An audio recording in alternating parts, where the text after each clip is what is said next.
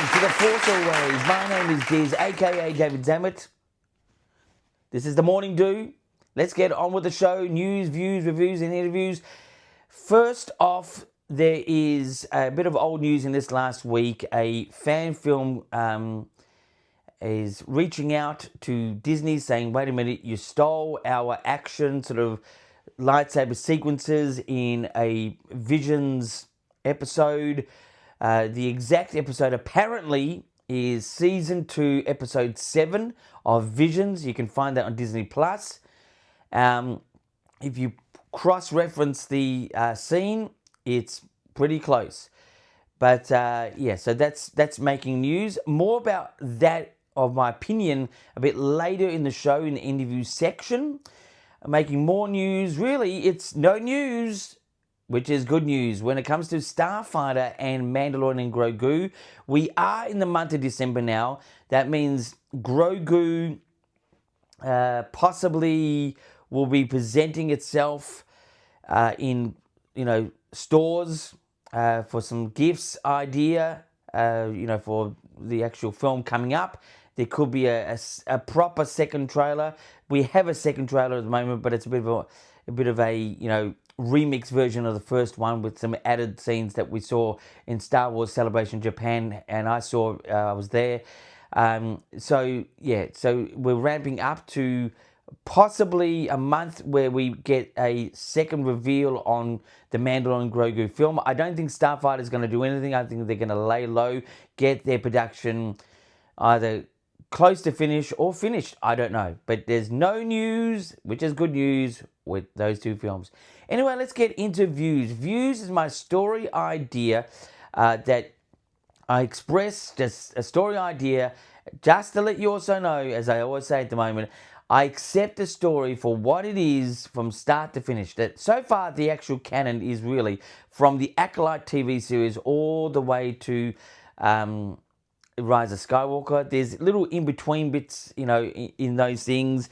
Lots of things can be canon. It can be products, it can be books, and it can be whatever it is. But it's essentially, for me, the canon. My personal understanding of canon and acceptance is really the cinematic sort of stuff that includes TV shows. That's the actual storyline from start to finish. And I do accept it, just to let you know. That's a long spiel. So my story idea today is to do with sort of part of the news. Would I ever make a fan film? I would make a fan film if I had the right setup. That means it doesn't have to be a multi-million-dollar set. Just, an idea of, with backgrounds and things like this. But because I have to live a regular life on the outside of here, I don't really have the time or money resources for it at the moment. But I would make a Star Wars fan film.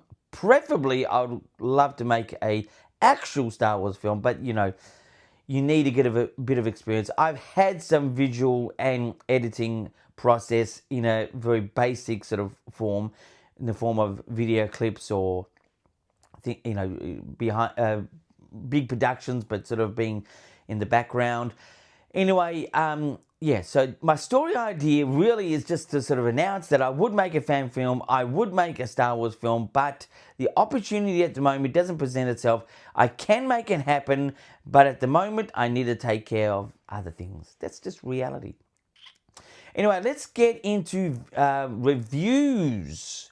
Reviews this time around is going to be something, because we are now in the month of December, which is really the month that we sort of celebrate The Force Awakens coming out 10 years ago. I can't believe it was 10 years ago. Now, this here was the ultra boring, let me tell you, ultra boring sipping the Kool-Aid drink cup they had at Hoyt's.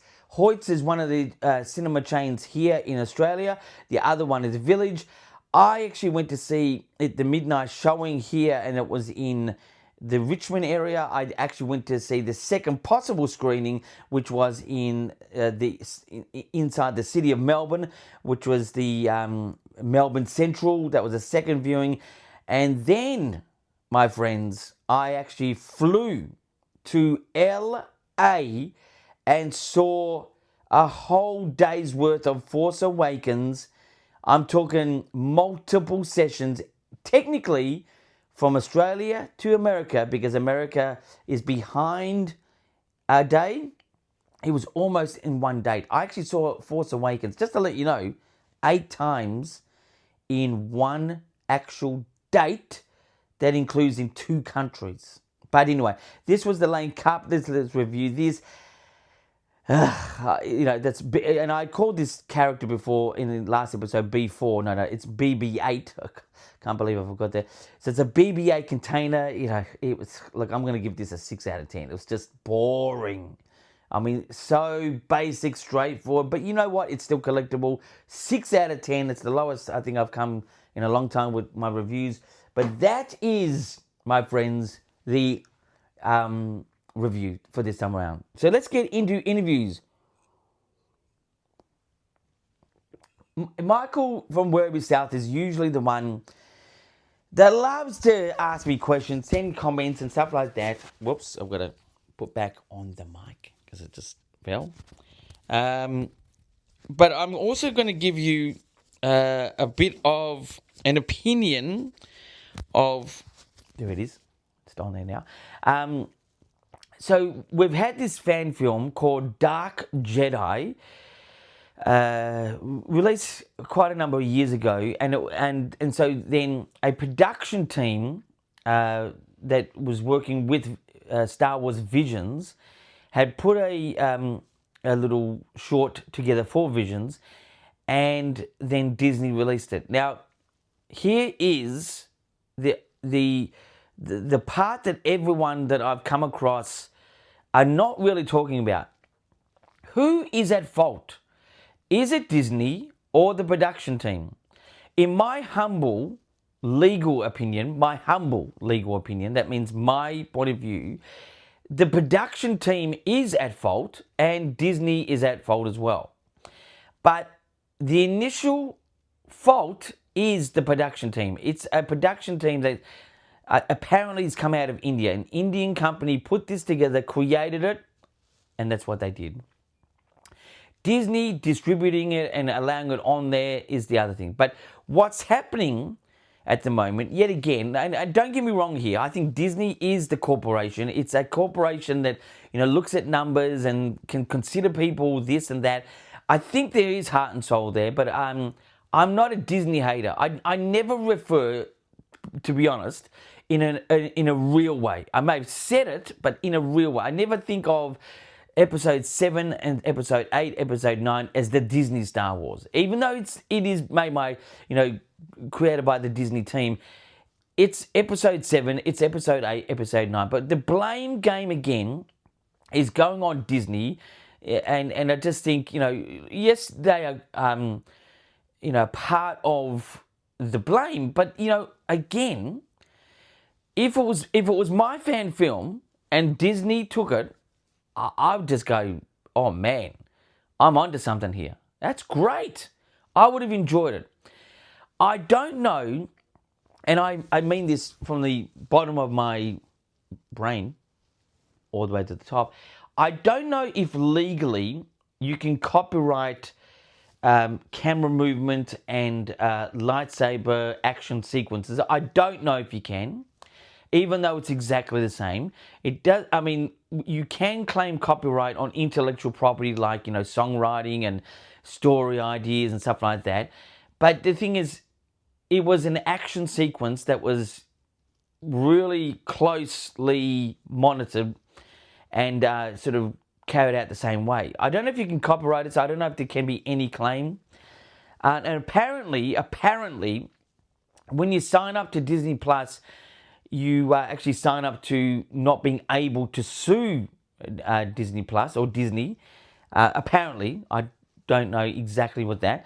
But look, as far as I'm concerned, my opinion is that if I was the fan film production, the actual fan film that they took it from, I'd be pushing myself to, get myself into Star Wars, as a great attention has been cause out of that and saying, wait a minute, I've got the goods.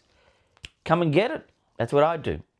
Rather than going to the blame game, let's see how you can solve it in a good way for yourself and for myself or whoever it is. So that's what my little opinion on there, my own little interview on myself. But let's get into the questions. Usually Michael from Werribee South, a part of Melbourne's on the other side, somewhere. I'll tell you exactly, actually, he is actually in that direction, where I'm sitting, in that direction over a bridge called the Westgate Bridge. If you ever come to Melbourne, it's no Sydney Harbour Bridge, but it is a bridge. Anyway, so let's get into the questions. So Michael from Werribee South has said, what is the connection between Grogu and the larger Star Wars story? Grogu is often known as Baby Yoda, the little green baby that's in The Mandalorian and coming up in the film, The Mandalorian and Grogu. So what is the connection between Grogu and the larger Star Wars story? Well, that's an opinion that can't be really answered by myself. I don't know what they've got in plan for Grogu. Is he ever going to speak? I think he will, but is he ever going to speak? We're going to find out where he comes from or what his reasons, and we don't know. So what is the connection between Grogu and the larger Star Wars story? Well, I'd say at this stage, he's just a really well-known character in the Star Wars universe. That's all we can say. So the next question where Werribee South representative Michael comes from is, how did Grogu's connection with other Force-sensitive beings like Ezra Bridger impact his journey? Well, it's again more of an opinionated sort of thing, but I think because, see, Grogu was in the vicinity of when in Episode 3, Revenge of the Sith, the whole Jedi way of life was now, you're on death row. If you watch that particular movie, especially towards the end, Jedi users were hunted down and killed or taken or whatever it is. So I think he just became very quiet and discreet and didn't want the attention, obviously being such a notable looking alien that is, known for being Force sensitive. So I think he just kept on the down low. That's what I would answer that question that way. The next question is, will Grogu ever be able to speak more words, or was Dada a one-off occurrence? I am sure that we are going to hear some words of wisdom, words of any sort from Grogu, and I do think it's going to happen in the Mandalorian Grogu movie that's coming out next year. But, is it going to actually happen? We don't know. We're going to wait and see. Michael, get your Kool-Aid happening and go to the movies with some maybe popcorn and see and hear his first words. Anyway, so the next question from Michael from Werribee South, can't even believe it. What is the full history of Grogu's species and why are they so rare? Well, the full history has not actually been revealed officially in canon. It's just not, there is interpretations out there that is in Legends and in the extended universe and stuff like that, but the official history is not really known besides 3 Yoda characters. There's actually Yoda, there's Grogu, and another one that you may not be aware of, but Yaddle was a female Yoda. She did appear in Episode 1, whether it's in the last possible edition of The Phantom Menace, Episode 1, the most updated, I'm unsure. I did see her in it, and so that's another one. But anyway, so really we can't determine the history and the species and why are they so rare. We don't know. We have no idea yet. That is yet to be determined in the story writers at Star Wars, Lucasfilm, Disney. Anyway, the final question Michael from Werribee South has, will Grogu's future be intertwined with the fate of Mandalore and Din Djarin, or will he be destined for the Jedi path? Well, he's technically on the Jedi path. He's had a bit of training from a legendary Jedi guy named Luke Skywalker, but then decided, to be with what he knows as Dad, which is, the Mandalorian himself. So I don't know what's going to happen. Again, it's a story decision idea that needs to be created in Star Wars canon. I think he should become a full-fledged Jedi, defending the Order and also people, as that's what Jedis are or were meant to do. So I don't know about that question. Besides, it will yet be determined. Anyway, so that is the show for this time around. Please subscribe to the channel, press the notification bell, and you'll get an automatic reminder. I'm doing about 3-ish videos a week, and I bring you the latest and the greatest. I do scour the internet, a scour, or whatever you want to say, the internet for various sources, and sort of then create it for my interpretation here on The Force Always. Please like what you see if you do like it. Send in a comment. Send in a comment going against Michael if you want. Just why are you asking that question? Or send in a comment, send in a question, whatever you like. Do it through the last particular video I've got, as I don't have an Instagram at the moment that is related to this channel. And if you do it on the last video, maybe this video, I'll be able to see it and answer it for the next possible video. But until next time, my friends, keep rocking.